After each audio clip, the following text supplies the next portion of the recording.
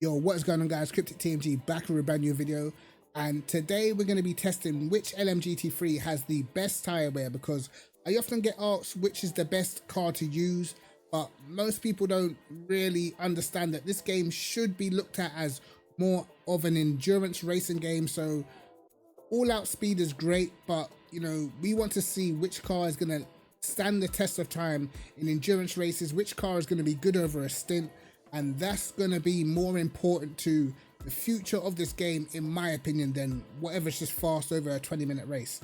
But we're going to caveat this with, obviously, I'm just going to run the fix ups.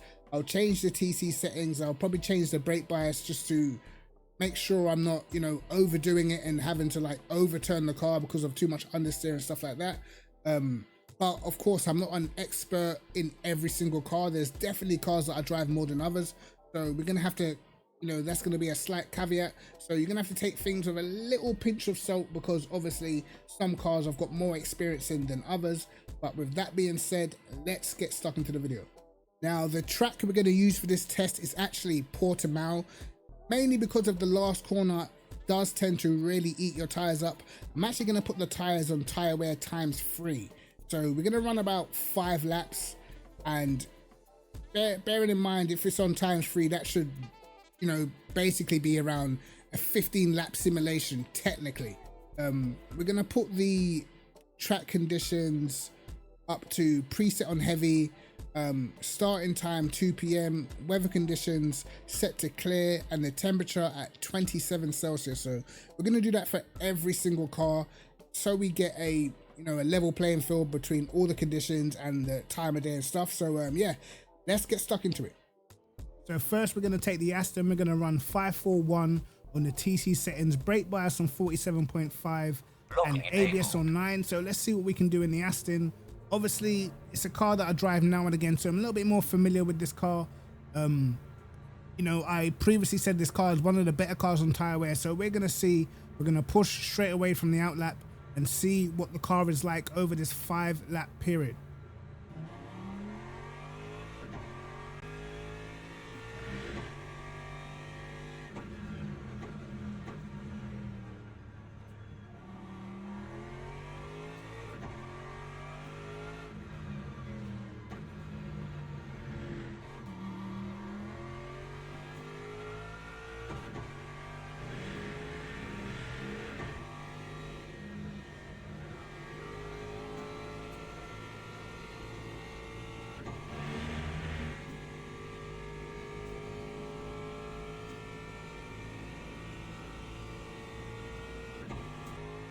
First lap was a 46.7, which wasn't too bad. We can see we've made a few mistakes in this lap, so we've dropped off the pace a little bit, which of course is not the best, but not down to the tire wear just yet. I feel like I did make a mistake on this lap, so we're going to go again.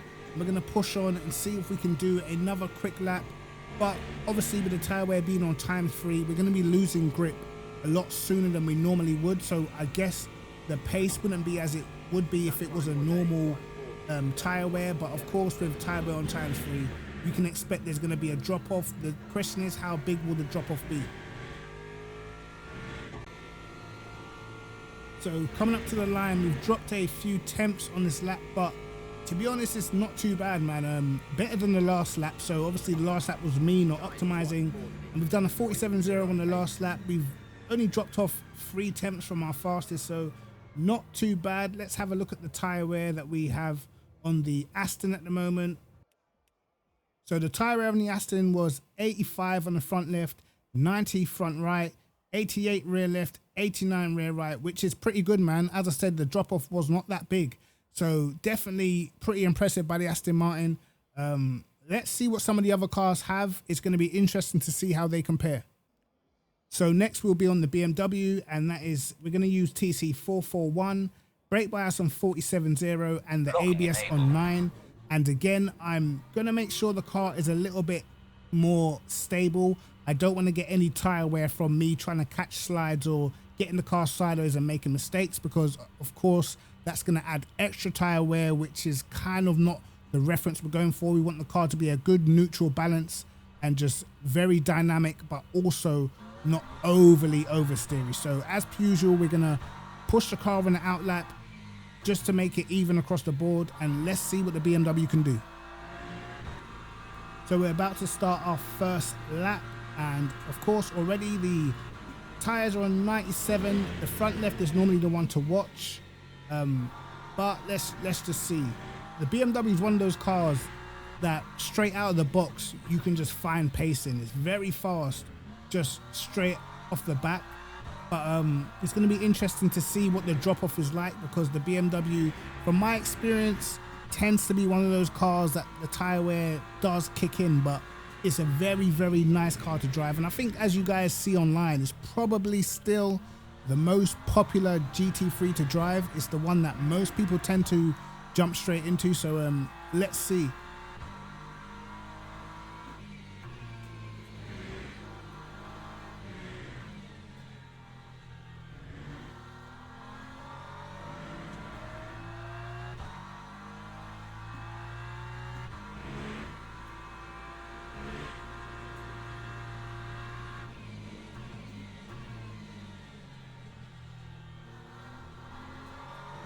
Completely missed the apex there, so we definitely haven't maximized this lap, so we can definitely get more pace out of the car than what we've done so far. But you know, the BMW felt pretty decent to drive. To be honest, most of the cars are nice to drive. It's just some cars have a better fixed setup than others, and I do believe the BMW to be one of those cars that does have a very, very good fixed setup, and that's probably why it's so popular. Again, I would also say maybe the Lambo has a equally nice fixed setup, very nice to drive. And again, that is another car that is pretty popular. But even though we had that moment where we completely wide 46.4 by the BMW compared to the 0.7 we got on the Aston, which felt like a much cleaner lap. So it's interesting to see that the BMW is just right on the pace out of the blocks. And I guess, you know, it's interesting because a lot of people pick it because of how fast it is, but what is it like over the stint? Will that speed early on carry you through a whole stint, or does it tend to start going backwards?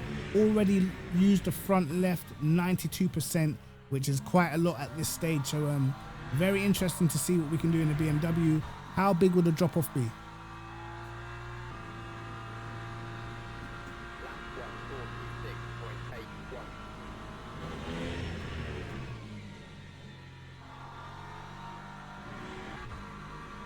So coming towards the end of lap 4, you can see we're about 7 tenths down. So the drop off has been quite big, I would say. When you look at the Aston, only dropped off about 3 tenths by the end. Seems if we're having a lot harder time keeping the BMW close to its maximum pace. Bearing in mind, I actually made a mistake on the fastest lap, and it probably would have been around a 46.2, I reckon, in the BMW, if we never made that mistake at the top of the hill. So the drop off is probably even bigger than what it seems, which is interesting for the most part. For me, it's just, you know, the loss of braking performance and, you know, the way how the car reacts in the slow corners that really gets me in the BMW. Other than that, I mean, it still feels decent enough, but you can sort of tell that it gets a little bit sketchy. You kind of have to adjust, I would say. There's definitely things you'd probably start adjusting. Maybe you would put more TC slip on and stuff like that, just to try and help the car through a period in the race where it begins to get a bit edgy. But you know, it's quite a stable car, and it always feels like you've got enough time to react when the car does get loose. But you can see again, we're about 7 tenths down, so not the best in terms of holding on to the pace. You got to be really good to be in the BMW and hold the pace up throughout a stint. There are a few drivers that, you know, I've seen do it, but you know, for the majority of people, they're going to struggle. And I feel like if you're doing a fixed setup, there's not really much you can really do. If it's open setup, then of course there's things you can change in the setup just to aid your process a little bit more. But you can see now we're about second down, so we're going to do a 47.6, which is quite far off the pace, to be honest. So let's have a look at the tyre wear. So 83 front left, 89 front right, 87 rear left, 88 rear right.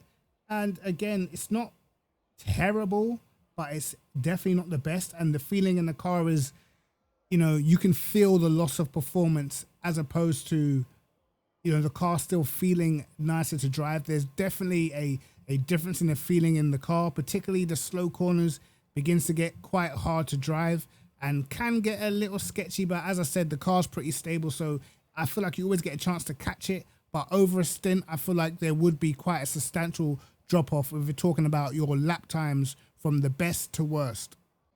Here we are in the Corvette. We're going to run 5 all round on the TC. Brake bias at 48.0, ABS on 9. And this is a car that's going to interest me because in terms of pace, I always feel like this car is a bit of a dark horse. For me personally, I'm not somebody who can get the maximum pace out of it, but I have seen other people in this car and they are very fast in the Corvette. So it's going to be interesting. Again, this car has shorter gears. We're going to push in the outlap as per usual. We're going to see where the Corvette stands. I have driven this car in longer races in the past and I definitely struggled with tire wear, and that was open setup at the time. I probably wasn't the most experienced with setups, but this should be interesting. Let's see what the Corvette has got.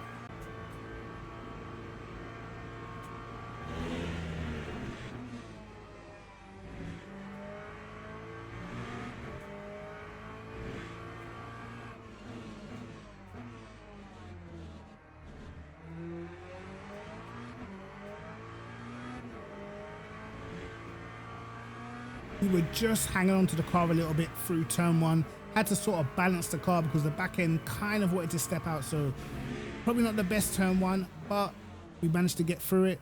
Again, the Corvette, a little bit sketchy on corner exits. You have to remember, very short gears on this car. Probably the shortest out of all the cars on the game. So you have to be a little bit careful not to, you know, hit the rev limiter too hard, because you will light those rear tires up, get them spinning, and of course that's going to be a spin, that's going to be tire wear, stuff that you don't need for longer stints. But so far not too bad. Again, trying to get the car rotated. We've completely missed the apex there, so of course this lap is not optimized. As I said before, guys, I'm definitely not an expert in the Corvette. I wish I was, because it looks fun when you can get it right. A little bit tricky to get the car rotated for the slow corners on this first lap so far, but we'll keep on pushing and see how it goes. Again, through the final corner, some cars are just dynamite through this last corner. They literally just feel like they just stick to that apex. Other cars, you kind of hanging on to it a bit, like I was there, just about kept it on not to invalidate this lap. And we're going to do a 46.9, which is pretty much half a second off of the BMW, and to be honest, it's probably closer to 7 or so tenths of the BMW. Now, I don't want to focus too much on lap time because, you know, cars like the BMW are more accustomed to driving on a regular basis, so I know that car a lot more, I drive it a lot more, I'm definitely used to the way it handles. The Corvette, now and again I'll jump in just to stay sharp, I'll be real.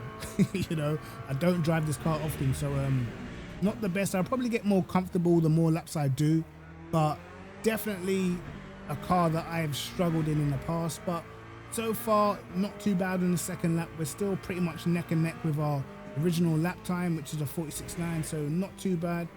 And yeah, it's definitely a car that you can feel that it's tough to drive over a stint. You know that you're going to be up against it, because not only would you have to focus on your opponents, you kind of have to focus on the well-being of your car a little bit, making sure you're making the right adjustments as the car goes on through the stint. Because to me, when I did drive this car in this test, I felt like I could feel the car changing. I could feel it getting more sketchy as it went on, and that's something that I feel like is going to be more of a hindrance than a help when you are doing longer races.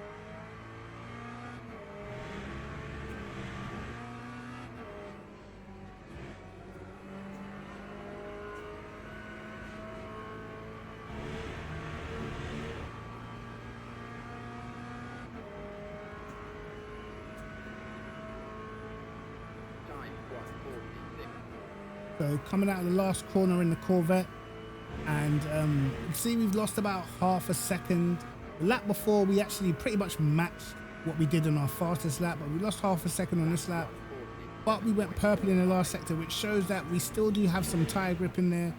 And the tires haven't weared probably as bad as I thought they would from my previous experience, but obviously that was with an open setup, so that just could have been down to me not having a great setup. So coming towards the last few corners in the Corvette, as we near the end of the test for this car, and again you're going to see we're going to lose a little bit of time through these last few corners as the tire grip just decides to dwindle a little bit. As you can see, we just don't have the edge of grip that we had at the beginning, and again we're going to lose around about 4/10, half a second, which is kind of consistent with some of the other cars. Obviously not as good as the Aston, not quite as bad as the BMW, but let's have a look at the tire wear. So tire wear on the Corvette: front left 84, front right 88, rear left 86, rear right 88, which is not too bad. It was kind of stable, but I did feel like the car was getting a little bit edgy, pretty unpredictable at times, kind of had to hang on to it a little bit. So definitely wouldn't be my first choice in an endurance race, but I'm gonna try and speed through the rest of the car so this video is not too long, because we're already at like 20 minutes. So let's get on to the next car. Now we're in the Ferrari 296, gonna run 453, 50.5 on the brake bias, 9 ABS, and as per usual we're going to push it on the outlap, see our fastest lap, and then see what the tire wear is at the end. So we're on our first lap, which always seems to be the quickest, and the Ferrari's pretty pleasant to drive, man. It's definitely better than it used to be, and maybe I should try the Ferrari more, because again, even though it does have its moments where it's a little bit on the edge, it's definitely very nice to drive, positive on the front end, overall very good balance, man. And for me, it's one of those cars that after the update, it's one of those that I feel like it's now come to the forefront. Before, it was like, yeah, I don't want to drive it. It's a little too tricky, a little bit too edgy, can't be asked. But now I believe it's a much nicer experience driving a Ferrari, man. Definitely more rear grip than it used to have, and I feel like it definitely helps the car to become one of the main cars in the game at the moment. But we are purple in the middle sector, of course, because it's our first time we've done it. A little bit wide in the tight left-hander, but again, tons of front end in the Ferrari, and I just remember it just has a better balance than it used to have, man. Before, to me, it was just too pitch sensitive, I think. Now it feels like everything is how it's supposed to be. I wasn't too sure about the whole aero package before. It sort of felt a little off in the Ferrari, but it feels quite good. Our first lap, as we come towards the line, let's see what lap time we can do. And it's a 46.6, which is not too bad, as we don't really drive this car. Now let's see what the tire wear is at the end. At the penultimate corner, and you can see again, losing around half a second, which is kind of the norm with a lot of the cars. As we come around the last corner, pretty decent run. Last lap was a 47.0, so the drop off is not as big, and we're not going as slow as some of the other cars are. So very positive, very decent indeed. 46.6 and not too bad of a drop off. And actually, I'm kind of pleasantly surprised. Tire wear 85, 89, 88, 89. Actually better than I thought it would be in the Ferrari. I can't lie. I thought it would be one of those cars that is definitely harder on its tires, but it's an improvement for where I feel like this car used to be, man. So I'm actually pretty surprised with that. I'm pretty surprised with how good the Ferrari feels. But onto the Ford, and we're going to be using 431, 47.0 on the brake bias, 9 on the ABS in the Ford. So let's see what the Ford can do. So we're at the top of the hill in the last sector, and I can tell you the Ford on fixed is definitely not the quickest, you know. I just feel like it struggles for rotation on fixed setup, and you know its strengths are kind of hidden with the default setups, but definitely one of the stronger cars on tires. I can tell you that off the back, because it just feels just stable, you know. It doesn't really have any unwanted characteristics. It stays pretty neutral the whole entire time when you drive it. So it's kind of easy to, you know, just pump in the same lap time over and over again. It feels very natural to drive. And this is again why I feel like it was quite popular before it had the big nerf in terms of like just overall performance and fixed, which is kind of the reason why you don't see many people using it. In terms of how the car feels itself, it's pretty straightforward to drive, not difficult to drive at all. So we managed to do a 46.9, a little bit understeer for that section, but still that's just a characteristic of the fixed setup. Let's see what the tyre wear is like at the end of the stint. So coming towards the last corner, we actually had a pretty big mistake on the last lap. That's why we did such a slow lap time. But you can see now, again, similar to the Aston, on our last lap, our drop off is only 3.5 tenths, which is pretty good, man. And we do a 47.3. Obviously, the Ford is not the fastest on fixed, but it's a very stable platform. But tyre wear, 86 front left, 90 front right, 87 rear left, 89 rear right. Great tyre wear, great balance. The difference between all the tyres is not that big. It's only a few percent, about 3 or 4% max. So yeah, the car is definitely primed for endurance racing. Overall pace, it probably doesn't have the raw speed of some of the other cars, but it's definitely one of those cars that will be useful in longer races. So on the Lambo, we're going to run TC434, 50.5 on the brake bias, and 9 on the ABS. So let's see how the Lambo gets on. I'm pretty sure most people are going to be very interested to see how this car does, because it is one of those fan favorites. So coming towards the end of our first lap, we actually made a pretty big mistake on this lap, but of course we decided to carry on. So did a 46.9. It's probably around about 3 or maybe even 3.5 tenths quicker than this, but of course we made a mistake. And obviously the first lap is pretty much the lap you want to get your best time on, but again, I don't sort of want to focus that much on lap time. I more want to focus on how much the tires actually wear. So that's more interesting. What I do like about the Lambo is it's got a very positive front end, but I feel like that could be at its detriment when it comes to tire wear, because it's almost too positive at times, you know, so you kind of end up having to catch the car. But it's definitely just a nice car to drive, very nice to drive. Even though it is extremely pointy, it does have a nice balance to it. It's not too pitchy like I feel like the Corvette is. Maybe that's down to the gears with the Corvette, but I don't know, it kind of feels, you know, like the Corvette should feel nicer than what it does. But I don't know, I don't drive a Corvette in real life. But you can see with the Lambo we're still able to get up on our time, because we did have a small error on the last lap where we lost a few tenths.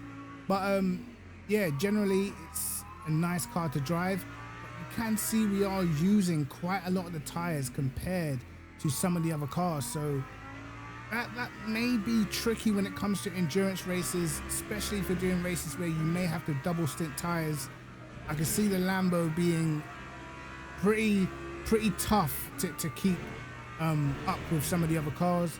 But again, you can see we're not going to lose out too much to our fastest lap, even though I'd probably say it would probably be about a 3/10 difference if we managed to nail the first lap, but we didn't. But let's move on to the end to see whereabouts the tyre wear and how fast the Lambo was able to keep up with pace over the whole. So coming towards the end now, and you can see the tyres have taken an absolute battering.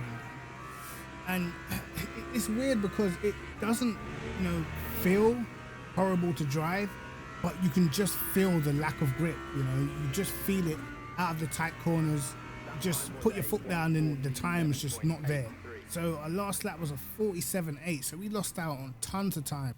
So as you can see in the Lambo, front left 79, front right 87, rear left 84, rear right 87. This is some of the worst tire wear out of all the cars, man. So yeah, very alarming for the Lambo drivers. And even though the car I do feel like has inherent pace, probably I wasn't getting the best out of it, to be honest.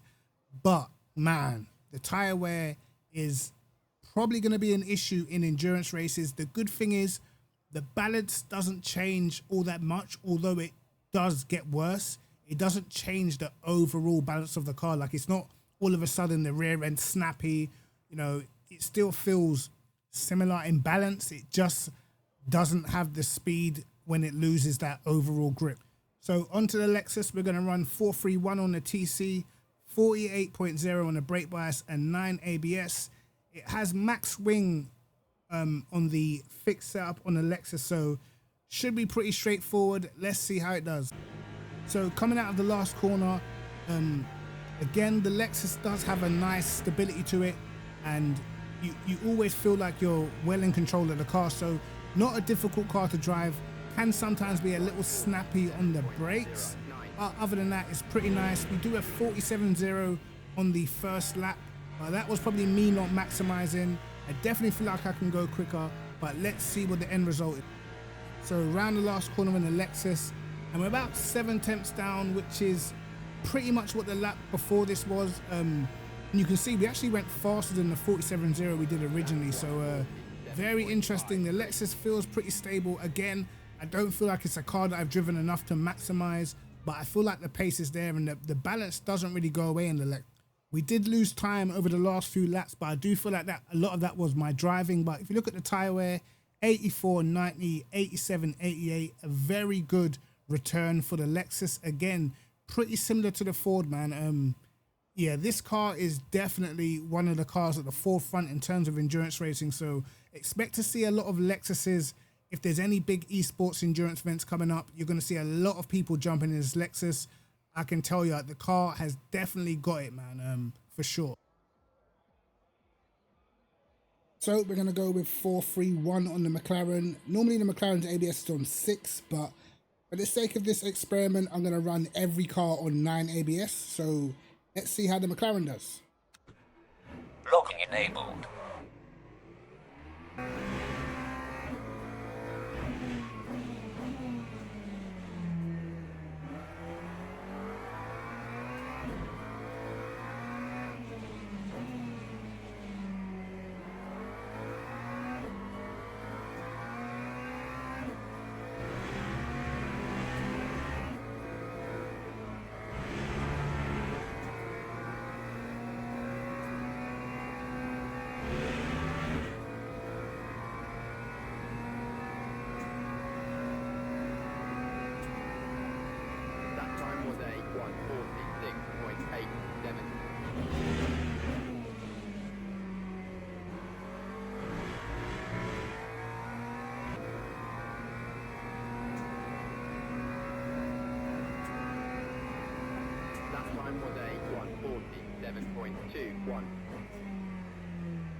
It was actually purple in the last sector on the last lap, which is pretty crazy. So the tire wear, we have 86 front left, 89 front right, 86 rear left, and 88 rear right.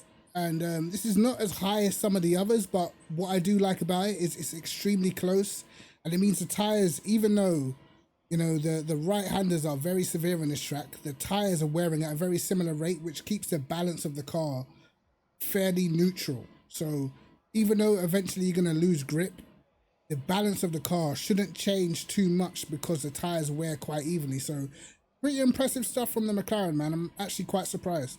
So here we are with the AMG. Obviously I was using this car week before last around this circuit, so I'm pretty familiar with this track and car combination. So that's the TC settings I'll be running, and that's the brake bias I'll be running. Obviously with the TC, the AMG is pretty forgiving, so you can get away with running lower TC. So let's see what the tire wear is like in this car.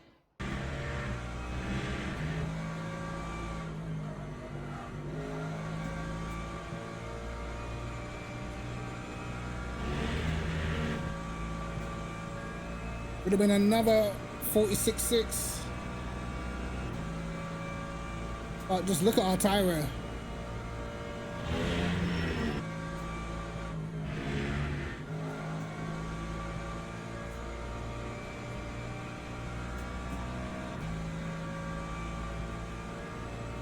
Jeez, that front left has really died. Lap 147.00. Alright.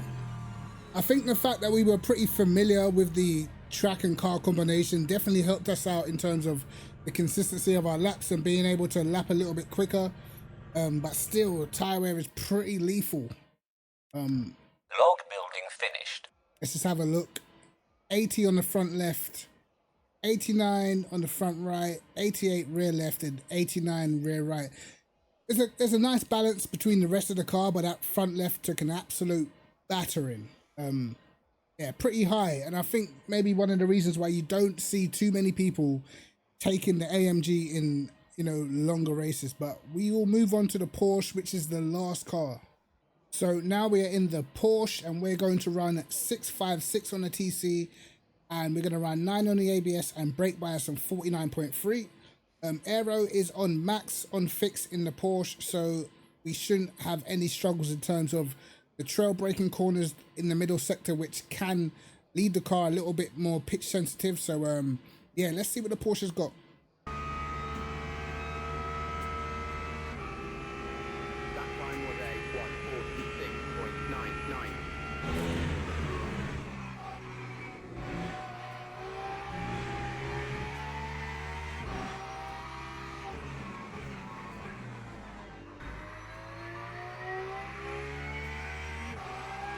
Made some mistakes in this lap.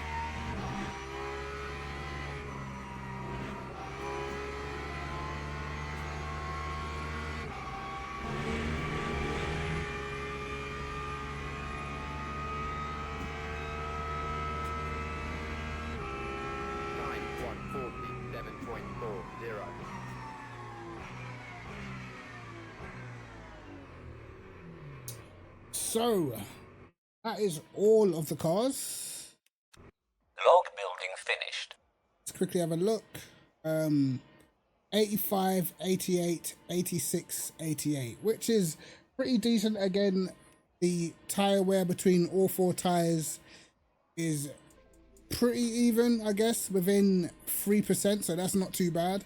The one thing I will say is you can kind of tell the more the tires will wear in the Porsche, the techier is going to get to control it, because it can be quite pitch sensitive and is kind of prone to understeering as well if you don't get the turning points absolutely perfect. So it's an interesting one. I'm actually quite surprised. I thought it would be a little worse.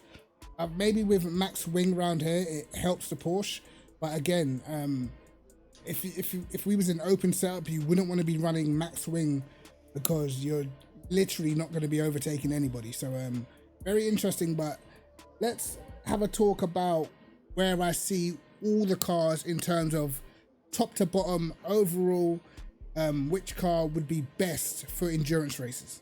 Now, looking at the list of cars, it's actually pretty surprising that the Lambo had the worst tire wear overall in terms of how much it damaged the front right. And yeah, it's a weird one, because although the tire wear was pretty bad on the Lambo, the driving experience didn't feel as bad. As for me, I would probably say, you know, the worst car to be in when the tires start to go off for me felt like the Corvette, because then you kind of feel like you have to start catching the car already. As soon as it goes off, the front end doesn't want to turn anymore, the back end gets really snappy. So I feel like, you know, in a longer race or a racing situation, that car is going to be a little harder to hang on to. Of course, we're talking about fixed setup, so it could be a little bit different.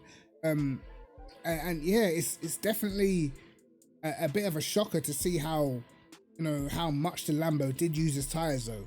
The cars that's probably surprised me the most would probably be the Ferrari. I think the Ferrari was a lot better than I thought it would be. I thought it would damage the tires a lot more, but what was good about the Ferrari is, you know, it sort of stays pretty consistent over the four tires and doesn't sort of, you know, get really loose or as loose as what the Corvette got. So even though you could feel the tire wear building, it's not in a way where you feel like you're going to lose the car, which I kind of felt was the case for the Corvette and a little bit for the Porsche as well. The Porsche felt like could possibly start to lose the car because it gets quite pitch sensitive as the tire wear builds.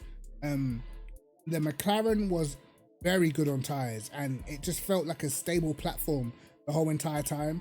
The feeling of the car didn't change as much. And what I will say is the cars that are good on tires, they have one thing in common, and that is way you have to drive the car just doesn't change. No matter the amount of tire wear, it just feels like you will lose that edge of the tire, but you're still driving exactly the same way. So you lose overall grip, but you're not having to change anything on your driving style to accommodate the extra tire wear, which is very, very good for endurance races, because it means that the car always feels in balance. And I would say the Lexus, definitely the Ford, which I actually think the Ford was the best on tires in terms of the feeling and the fact that literally it felt like you could just do every single lap the same. The Lexus was pretty good. The McLaren was good. The Aston I thought would actually be a little better, but still decent enough. I do think though, with some of the default setups being with a lot more wing, it kind of makes it a little harder on tires through some corners, because you're kind of scrubbing the car trying to carry the speed through the higher speed corners, where some of the cars that have lower downforce setups on fixed, they're a little bit easier to get through the last corner, which is quite a fast corner, which does damage the tires quite a lot. So again, you're gonna have to caveat that, take a little bit of pinch of salt with that fact as well. One of the reasons why I believe that the BMW to be so good for the last corner is, you know, the front end is very, very good, where some of the other cars get a lot more understeer, so you kind of feel like you're scrubbing the tires a lot more, which creates more understeer. Around this circuit anyway, the car that feels amazing is the AMG. The AMG feels so good around this circuit, but it is definitely another tire eater for sure. And it's a pity, because I think a lot of people would take the AMG if it wasn't for tire wear. Now, bearing in mind this is only one circuit, and I would have loved to have done this test on Barcelona. Obviously, Barcelona is coming out when the European ELMS series comes out, but yeah, I would have loved to have done this test around Barcelona, because I feel like it's just the track that you should test on. It's got a bit of everything in there. Portimao does have a lot of high speed corners, slow corners and stuff like that, but I think Barcelona is the track definitely to test those things. But yeah, what I would say, if I was to rank the cars in terms of a long endurance race, we're talking about if you had to like double stint tires and stuff like that, honestly, maybe not in terms of speed, but the Ford is definitely up there in terms of durability. In terms of, you know, how the car feels over a stint, the Ford is up there. I would say the Lexus is definitely up there, and I feel like the Lexus has the speed, particularly if you're going to open setups, which does change a lot, because I do believe with an open setup you can mask over some of the things, but I don't believe you can take a car that is extensively bad on tires and make it good on tires. You can take a car that is good on tires and make it worse by having a very aggressive setup, but I don't feel like you can take a car that is very bad on tires and make it good. So that is the balance that you have to figure out. Right now, if I was to give my ranking to the cars overall, if we're going to add speed and everything into it, potential, I would probably have the Lexus at number one, just because of the things that I said. Very good on tires, the feeling of the car doesn't really change, and I believe it does have the speed. I feel like the Aston would be up there as well, if you could just get rid of a little bit of that understeer, which I feel like is something that plagues the car in fixed mostly. So in open, I think the Aston's up there, and I actually think the Ferrari's up there, man. The Ferrari is up there. You know, it is not as bad on tires as I thought, and it definitely has the speed. Even when the tires were wearing, it was still phenomenal in that last corner. Probably the nicest car in the last corner, even when the tires were wearing. So that was super interesting. And the car that I'm going to say is the dark horse, definitely that McLaren. McLaren is a lot stronger than what I think people think, and it looked decent and it feels decent. So very interesting. Of course, you're going to have cars like the Porsche and the Lambo in terms of speed, very, very fast. Not sure how competitive they will be over a whole entire stint, particularly if the conditions are warm. I feel like you may start to struggle on tires. Good thing about the Lambo is it's quite pleasant to drive. The Porsche is nice to drive also, but I kind of feel like it's going to get a little pitchy the more the tire wear kicks in. again, the Corvette fast, but take at your own risk over a stint. That's how I see the Corvette anyway. And yeah, it's one of those, man. Got cars like the BMW, which is always pretty nice to drive, but what I will say about the BMW is once that tire wear does kick in, you do start to feel the understeer quite a lot. Do start to feel like the struggle on the brakes, and that's the only downside to the BMW, even though when the tires are fresh, also as well, very nice car to drive. But yeah, it's been a fun experiment, guys. I hope you do like the videos. KrypticTMG, like and subscribe. Also, guys, I'm going to be streaming in probably about 5 minutes, so make sure you tune into my stream. It's KrypticTMG. Let's go.